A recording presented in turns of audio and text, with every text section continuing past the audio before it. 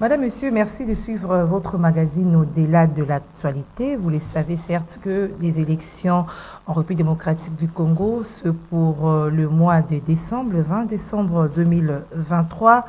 Nous sommes dans la fièvre des préparatifs du processus électoral en République démocratique du Congo. Déjà dimanche 23 juillet 2023, la Commission électorale nationale indépendante a clôturé l'opération des dépôts des candidatures pour la députation nationale. Alors, il y a d'autres qui prennent part à ce processus, d'autres non, notamment le FCC de Joseph Kabila. Et la Mouka, les idées de Martin Fayulu, quelle est sa position? Nous recevons pour vous ce soir, Madame, Monsieur, le secrétaire exécutif de l'ECID Funa, Monsieur Mike Issem Ikona.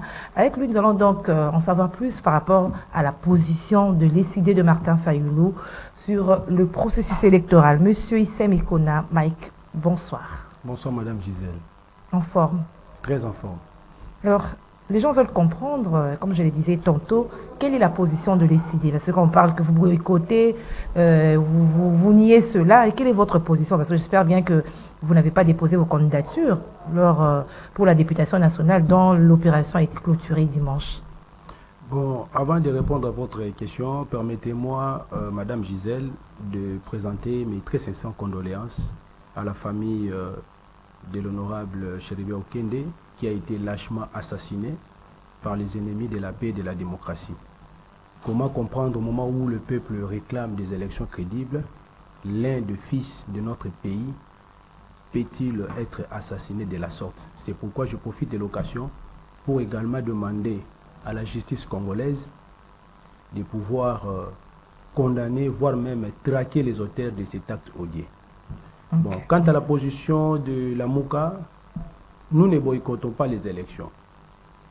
Je pense que le 19 juin et puis le 12 juillet, le président élu Martin Fayulu l'a dit devant le média pour vous dire ceci, que la Mouka ne boycotte pas les élections. Parce que si on avait boycotté les élections, on allait faire comme ceux du FCC. On n'allait pas dire au peuple congolais d'aller se faire enrôler. Et la première personne qui est allée se faire enrôler, c'était le président élu Martin Fayulu pour dire au peuple congolais, allez prendre vos cartes d'électeurs. C'est pourquoi vous avez même vu l'engouement dans les centres d'inscription et d'enrôlement. Nous avons avancé avec M. Kadima, parce qu'aujourd'hui, les problèmes maintenant, c'est quoi? Nous, la Mouka, on a dit ceci. Nous ne pouvons pas déposer nos candidatures avec un fichier corrompu. C'est-à-dire quoi? Là, on retient que vous n'avez pas déposé. Nous n'avons pas déposé. D'ailleurs, mais on a clôturé. Je vous dis, ça c'est une vaste blague que M. Kadima a tenté. C'est une vaste blague. Comment ça? Ça ne vous croyez pas à des élections? Attendez, pendant que nous allons discuter, je vous dirai les mécanismes que nous avons mis en place pour empêcher que M. Kadima puisse nous conduire aux élections avec un fichier corrompu. Et ça ne passera pas. Vous avez mis de mécanismes? Oui. On est curieuse alors de le savoir. Oui, c'est pourquoi déjà, je vais vous dire que, parce que je voulais d'abord vous parler de l'historique, avant que nous puissions arriver là où nous sommes aujourd'hui. Okay. Je vous ai dit que, au début, lorsque Kadima a lancé l'opération d'enrôlement, le président élu Martin Fayulu est allé se faire enrôler. Et il a demandé à tous les Congolais de faire autant. Et vous avez constaté l'engouement dans les centres d'enrôlement. Parce que pour constituer les fichiers électoraux, il y a des opérations qui précèdent. Il y a, entre autres, l'opération d'identification et puis d'enrôlement des électeurs. Et ensuite, on va publier les listes électorales. Et à la fin, on pourra maintenant passer à ce qu'on appelle l'audit externe du fichier électoral. Déjà, à partir de l'opération d'enrôlement dans le premier heure opérationnel, nous, les CID et la Mouka, nous avons mis en place ce qu'on appelle COEL, Coordination des opérations électorales de la Mouka, qui est conduite par Papa Jean-Félix Senga. Nous avons déployé dans tous les centres d'inscription et d'enrôlement les observateurs de la Mouka. Les premières heures opérationnelles, c'était concerné Kinshasa, Gambandundu et puis Congo central. Nous avons soulevé des irrégularités graves. Ce que moi je vous dis, c'est en son temps. Dans les temps, c'est-à-dire que vous revenez sur ce qui s'est passé. Je suis en train de vous dire, parce que la fraude ne se fait pas seulement le jour du vote. Pour faire la fraude, il faut le commencer au début. Lorsque nous étions en 2006, moi et vous, on ne savait pas que la fraude se faisait donc, comment, à l'intérieur du fichier électoral. Mais avec le temps, aujourd'hui, le peuple congolais m'attire. Après 3 cycles électoraux, nous comprenons maintenant aujourd'hui que non, on prépare la fraude déjà à l'enrôlement. Nous avons soulevé les irrégularités. La CENI a publié la cartographie des centres d'enrôlement dans les premières heures opérationnelles. Curieusement, lorsque nous sommes descendus sur le terrain, nous avons constaté que les centres d'enrôlement que la CENI avait publiés dans sa cartographie, ces centres-là n'existaient pas sur le terrain. Nous avons demandé à Kadima, où sont partis les centres d'inscription que vous avez publiés dans votre cartographie? Kadima ne nous a jamais répondu. Nous avons encore constaté que non, les adresses que Kadima faisait allusion des centres d'inscription tels que publiés dans sa cartographie, sur le terrain, ces centres-là ne se retrouvaient pas dans ces adresses-là. On a trouvé d'autres centres dans des débris de boissons, d'autres centres dans des maisons de passage, maintenant d'autres centres dans les écoles où il n'y avait même pas, où on n'avait même pas identifié que non, ici, c'est un centre d'enrôlement où les gens pouvaient venir se faire enrôler. Nous avons soulevé ces irrégularités. Centre dans un débit de boisson. Je vous dis, où, par exemple? Moi je suis de la Funa. Moi je suis de la Funa. J'ai repéré 2 centres d'enrôlement ici, à Bandal, dans un débit de boisson. Et les gens ne savaient même pas que non, dans cette terrasse ici, il y avait un centre d'enrôlement. Et nous avons mené des monitoring. On a des rapports que nous avons remis à la CENI. Et par la suite, nous avons encore constaté quoi? Les agents recrutés pour enrôler les électeurs n'étaient pas qualifiés. Il y a eu un lanterne que vous ne pouvez pas imaginer. Et il y a eu ce qu'on appelait aussi le monnayage. Pour que vous puissiez avoir la carte d'électeur, il fallait donner de l'argent. Alors tout ça, nous avons soulevé cela, nous avons présenté ça à la CENI, nous lui avons dit ceci. Les irrégularités soulevées aux premières heures opérationnelles doivent vous aider d'améliorer lorsque vous allez continuer l'opération d'identification et d'enrôlement dans les autres heures opérationnelles. La CENI ne nous a pas écoutés. La CENI n'a pas tenu compte de toute votre... Maintenant, comme nous, on avait une équipe efficace, qu'on avait déployé sous les sites pour aller vérifier si réellement ce que la CENI disait était vrai, qu'est-ce que la CENI a fait? Lorsqu'il a lancé l'opération d'identification à la 2e heure opérationnelle et au 3e heure opérationnelle, la CENI n'a pas publié la cartographie des centres d'enrôlement. Donc les gens qui sont allés enrôler là-bas à Chikapa, à l'Est et tout ça, ils ne savaient pas où aller se faire enrôler.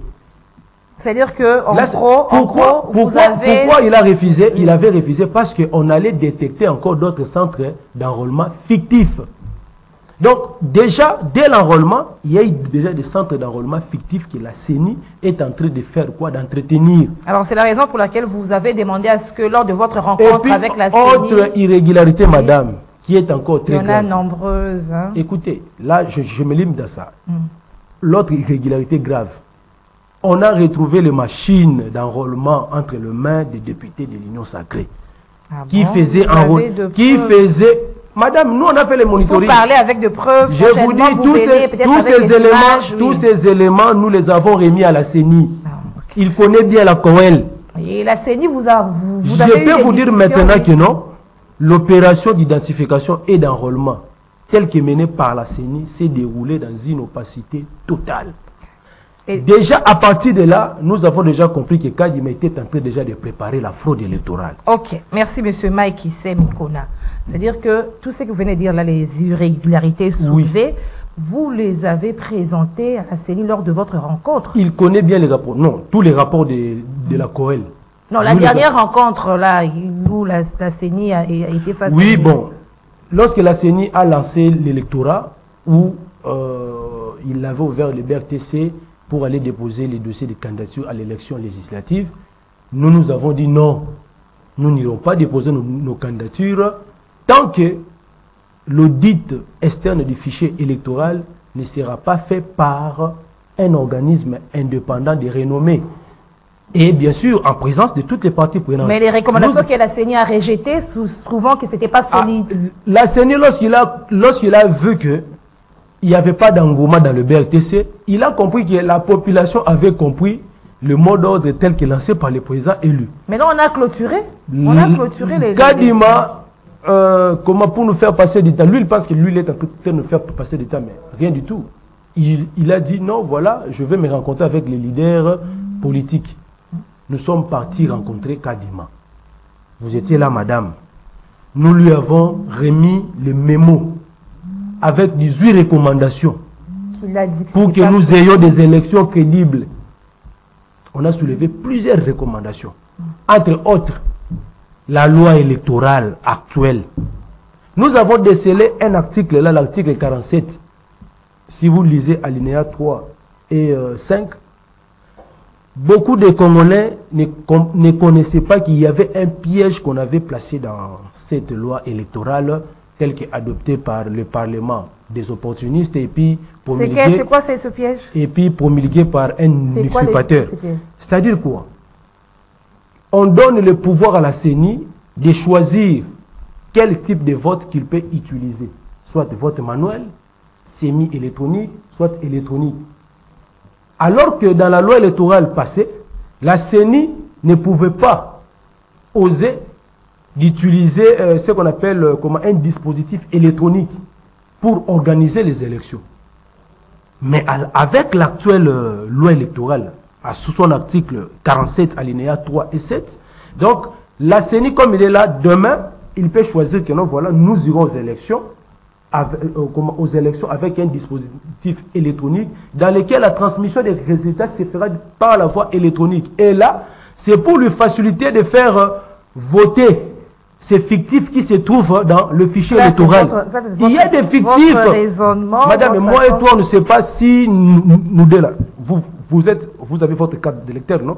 Moi, j'en ai aussi. Mais jusque-là, est-ce que la CENI a publié les listes électorales? Moi et toi, on ne sait pas si nous sommes dans ces fichiers. Nous revenons maintenant à votre position, la position de l'ICD dont vous faites partie. l'ICD, la Mouka, ouais, c'est ça. Vous êtes secrétaire exécutif de la FUNA, de oui, tout à fait. En gros, on va retenir quoi? Parce que les bureaux ont été fermés pour la députation nationale. Oui. Vous n'avez pas déposé vos candidatures. Vous dites que vous ne boycottez pas. Oui. Par quelle magie, ou bien la CENI va faire encore marche en arrière lorsqu'on sait que le président ne veut pas de retard pour permettre aux candidats de décider de déposer? Voilà pourquoi, lorsque nous avons présenté toutes ces revendications à la CENI, et face au refus manifeste de M. Kadima de ne pas prendre en compte en fait nos revendications, nous avons compris que non, voilà, il y a quelque chose que Kadima est en train de préparer.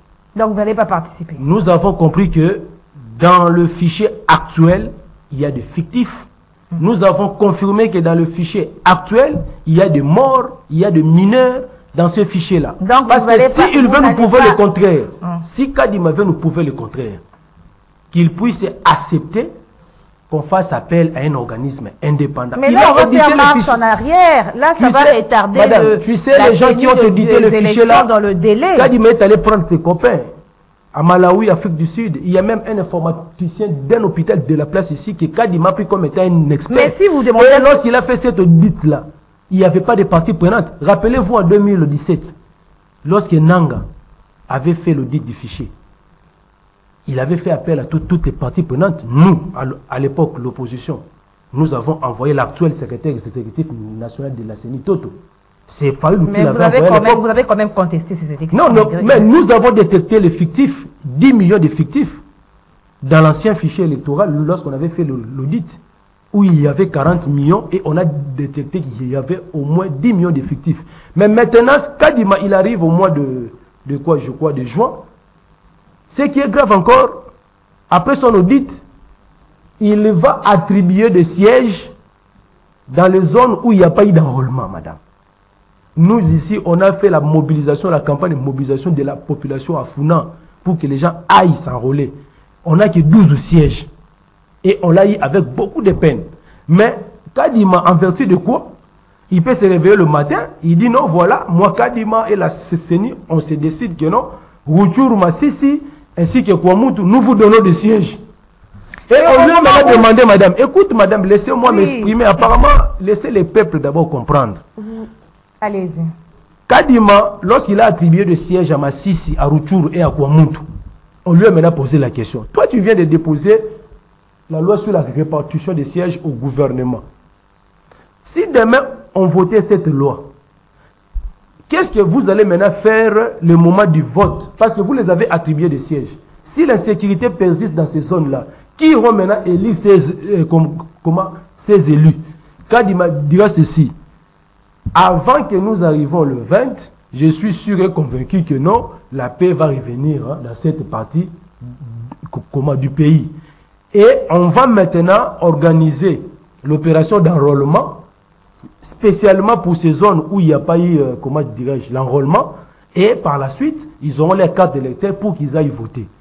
On a posé la question à Kadima. Ça, c'était le 30 juin. Monsieur Kadima, maintenant, si vous organisez maintenant l'enrôlement et que le nombre d'enrôlés fait en sorte que les sièges que vous les avez attribués sont inférieurs, vous allez maintenant faire quoi?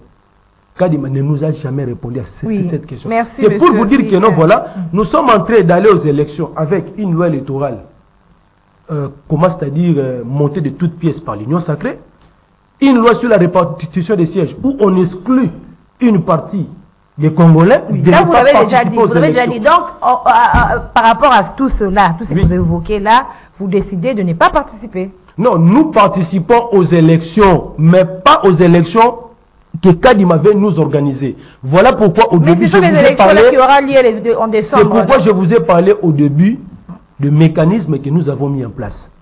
Face au refus de M. Kadima de faire auditer le fichier par un organisme indépendant de manière transparente avec toutes les parties prenantes, nous nous sommes dit ceci.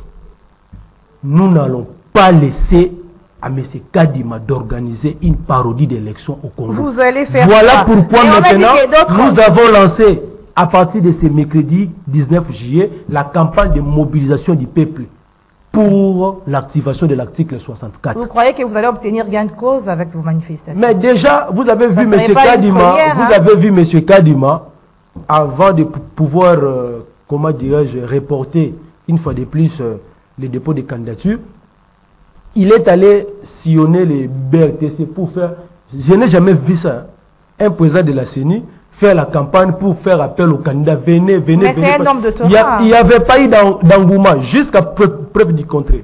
On a plus de 900 partis politiques. Allez vous renseigner dans le BRTC. Vous voulez dire sur quoi? Tout l'ensemble de la RDC, il y a eu moins de 5000 candidatures. Vous voulez dire quoi? Il n'y aura pas élection? Vous ne croyez pas la Je vous dis ceci que non. Il n'y aura pas d'élection. Ça, c'est un mot d'ordre. Il n'y aura pas d'élection sans un fichier fiable au Congo. Là, je vous rassure, madame. On apprend que les militants de CIDE, de la Mouka, sont en train d'aller, ils ont déposé les candidatures en coulisses. Non, ça, ce sont des gens qui ont démissionné officiellement, pas en coulisses. Non, ils ont déposé qui ont démissionné officiellement, il y a d'autres qui sont allés déposer. Non, moi, je vous dis, parce que pour aller déposer la candidature dans notre parti politique, la loi exige que vous devez d'abord démissionner dans votre parti. C'est-à-dire que non, je peux vous citer quelques noms ici. Il y a Ndombasi qui a démissionné, il y a notre député encore Jean Bosco Mambo qui a démissionné, il y a Serge Ouelo qui est parti. Ils sont nombreux. C'est parce qu'ils ne sont pas d'accord avec vous. Non, c'est parce qu'ils veulent être des députés. Ils ne veulent pas laisser 21 000 $. Non, c'est parce qu'ils veulent être des députés. Nous sommes restés parce que nous croyons à la vision du président Martin Fayulu. Et nous croyons à ce que moi, en tant que candidat à la FUNA, j'ai dit à ma base, est-ce que vous allez accepter, moi, d'aller déposer la candidature aux élections législatives et que demain, vous me votez massivement, mais que quelqu'un d'autre puisse être élu à ma place. C'est pourquoi nous exigeons des élections aussi apaisées. Parce qu'après la publication des résultats, nous voulons qu'il y ait un climat apaisé. Mais avec ce que Kadima est en train de faire, il est en train de nous amener dans un chaos. Mais vous ne voyez pas que vous êtes en train vraiment de frayer un chemin pour le camp adverse, pour qu'il puisse rafler plusieurs sièges. Ça, c'est pour la députation nationale, même à la présidentielle. C'est vraiment créer un boulevard à Félix Tshisekedi. Madame, nous sommes revenus au peuple, car nous savons très bien que, selon l'article 5 de la Constitution, la souveraineté appartient au peuple. Aucun individu, aucune institution n'est au-dessus de la souveraineté du peuple. Voilà pourquoi nous avons entamé la campagne de la mobilisation. Et pour votre, pour votre gouverne, déjà ce samedi, nous serons dans la rue. avec le président élu Martin Fayoulou. Oui, mais ça ne sera pas une première manifestation. Les gens même disent qu'il faut changer des stratégies. Nous avons fait des manifestations. Nous avons fait des manifestations antérieures. On n'a jamais prononcé le nom de l'activation de l'article 64. Nous avons tenu récemment ici, le samedi, une grande matinée politique devant notre siège de l'ECD, où nous avons expliqué à la population la quintessence de notre démarche de ne pas déposer nos candidatures avec l'actuel fichier. Et le peuple l'a dit, nous sommes d'accord. Le président Martin a dit ceci: si on organise des élections crédibles dans ce pays, et que moi, Martin Fayoulou, lors de la publication des résultats, je ne suis pas élu, je vais reconnaître mes résultats et je vais m'incliner face à la volonté du peuple. Mais si Kadima ose de nous organiser une parodie d'élection tel qu'il est en train de conduire maintenant, en tout cas, ça ne passera pas. L'impression que ça donne de votre côté, la MOUCA SID, vous contestez tout. Comme quoi? Tout, dans tous les points. Est-ce qu'aujourd'hui, je peux vous poser une question? Qu'est-ce qui marche dans le pays? Mais, madame, attends, je vais te répondre rapidement. La crise généralisée qui nous enchaîne aujourd'hui au Congo fait suite au braquage électoral de 2018. Ça ne date pas de Félix Tshisekedi. C'est pourquoi on ne peut pas. C'est pourquoi le même cause qui produisent le même effet, nous devons arrêter cette hémorragie. Nous sommes déterminés. Donc, on a dit en 2023, non, en 2023, nous devrions avoir des élections crédibles, impartiales, inclusives et apaisées, où tout le monde doit participer. Kabila doit participer, tous les Katumbi, les Matata, tout le monde. Parce que Fayoulou veut battre tous ces gens-là. Mais on a vu dans ces Fayoulou veut battre tous ces gens-là dans les élections crédibles.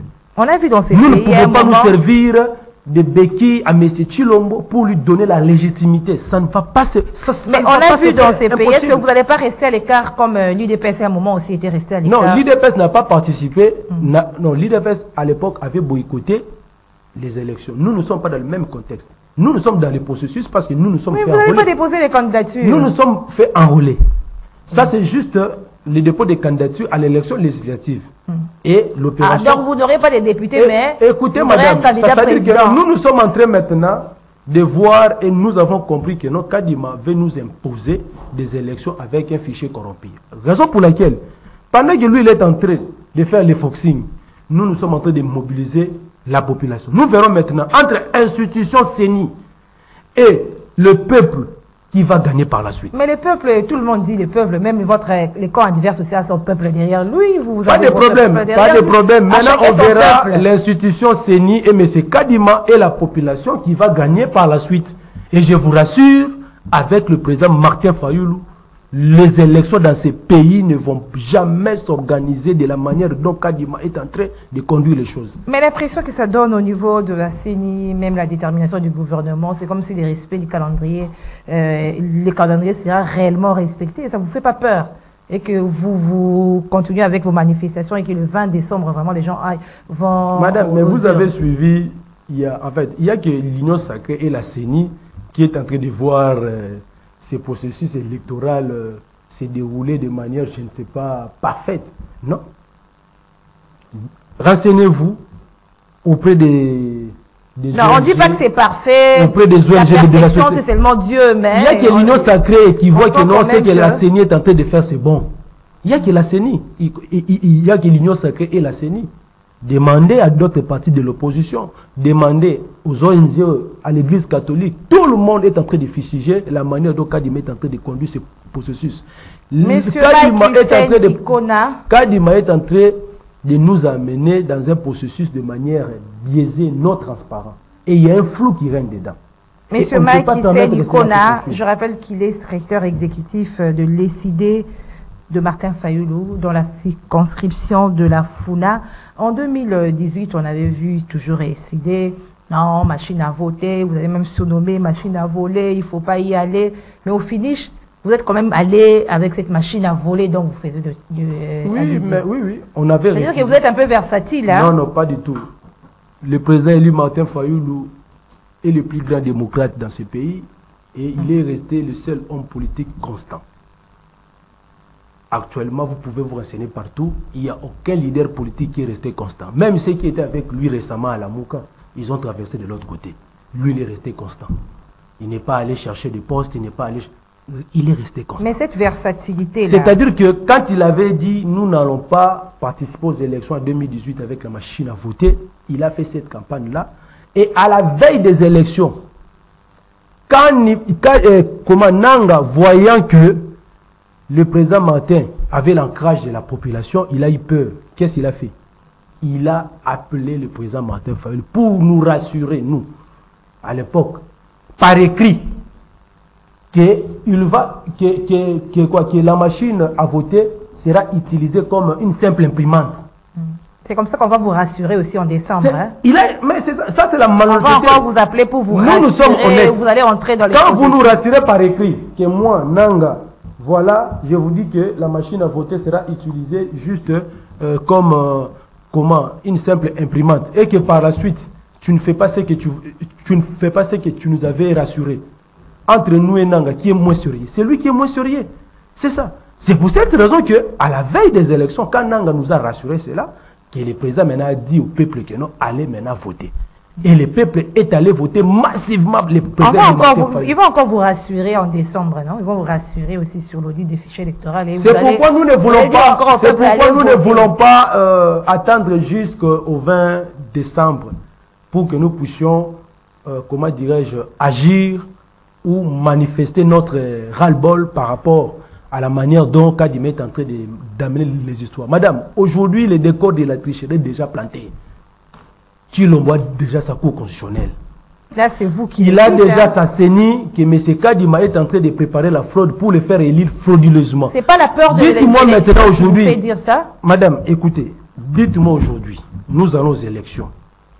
Qu'est-ce que M. Tshilombo dira à la population pour qu'on puisse encore lui accorder les 5 ans de manière frauduleuse? Impossible.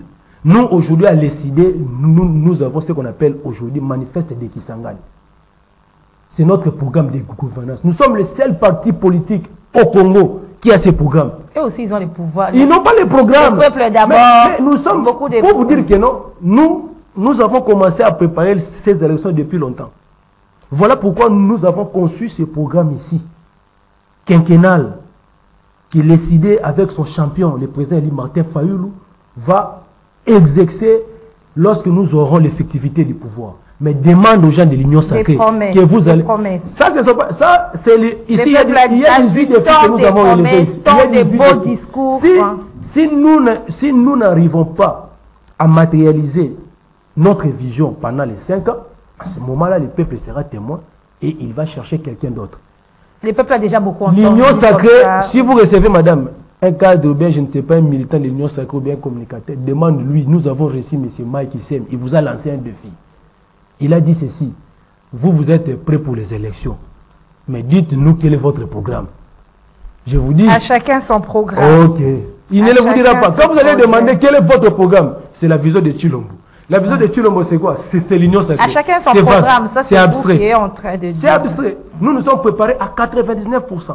Et nous sommes en train de lancer ces messages à la population pour leur dire que non, voilà. Si les gens vous disent que non, voilà, nous boycottons les élections, c'est faux. Ce sont eux qui ont peur des élections, pas nous. Monsieur Mike Issem Ikona, même au niveau de la Mouka, vous êtes toujours divisé. On a vu un moment des 4 leaders de l'opposition, Moïse Katumbi... Ils ne sont pas de la Mouka. Ah, non, mais vous avez formé un bloc. Hein? Ce n'était pas une plateforme politique. Vous avez formé un bloc. Une coalition. Ce n'était pas une coalition. Les gens croyaient qu'ils vont parler un même langage et bouf, on voit quelqu'un d'autre qui dit moi élection. Vous voyez que même vous-même là, vous n'arrivez pas à vous entendre hein, dans ce bloc-là, voilà. Je vous disais précédemment ici que nous sommes restés constants dans notre position. Ces gens-là, ils sont allés à l'Union sacrée. Lorsque ça a bardé, ils sont revenus à la résistance. Président Martin, nous t'avons suivi, tu avais raison, acheminons ensemble. On achemine ensemble, on arrive devant un fait accompli. Ils se dédouanent encore. Ils disent que non, voilà, ils vont mener. Ils disent que non, voilà, ils vont mener le quoi? La lutte dans le processus. Comment vous allez mener la lutte dans le processus alors que vous n'êtes pas d'accord avec le fichier actuel de M. Kadima? Donc c'est un paradoxe. Donc tu ne peux pas mener la lutte dans le processus tout en étant contre du fichier tel que audité par M. Kadima. Raison pour laquelle nous, on les a dit que non, voilà, désormais, comme on n'a plus la même vision, nous allons acheminer avec notre lutte, avec notre combat. Et à la fin, on verra maintenant, entre nous et vous, qui avait raison par la suite. Alors, nous sommes arrivés déjà à la fin de notre magazine, mais par rapport à notre thème, c'était la position de décider sur le processus électoral. Qu'est-ce qu'on peut retenir en plus bref? En plus bref, le message est clair. J'ai dit ceci. Nous demandons à toutes les Congolaises et Congolais de se mobiliser comme jamais auparavant. Enfin, de pouvoir barrer la route à M. Kadima de nous organiser un braquage électoral. Raison pour laquelle nous vous appelons ce samedi 29 juillet à partir de 8 h. Nous allons commencer notre marche à quartier 3. Vous avez reçu l'autorisation, j'espère. Hein? On n'a pas besoin de l'autorisation. Hein? Vous avez informé les autorités. On a informé, on n'a pas besoin de l'autorisation de qui que ce soit. On a informé conformément à l'article 26. Vous ne faites pas votre pub. Et le point de chute, ça sera au terrain Bouddha, quartier 1. Nous allons tenir un grand meeting. Toutes ces activités ici, c'est dans le cadre de la préparation de la population pour l'activation de l'article 64, qui sera bientôt activé par le président Eli. Merci. Et là, ça sera catastrophique. Merci, M. Mike Nikona. Merci beaucoup, Mme Gisèle. Je rappelle aux téléspectateurs que vous êtes secrétaire exécutif de l'ECD FUNA. Avec nous avons donc parlé de la position de l'ECD, parti de Martin Fayulu, sur le processus électoral, parce qu'il y avait un peu du flou. Hein. Il vient de nous éclairer. Madame, Monsieur, merci de nous avoir suivis. Au revoir, au prochain numéro.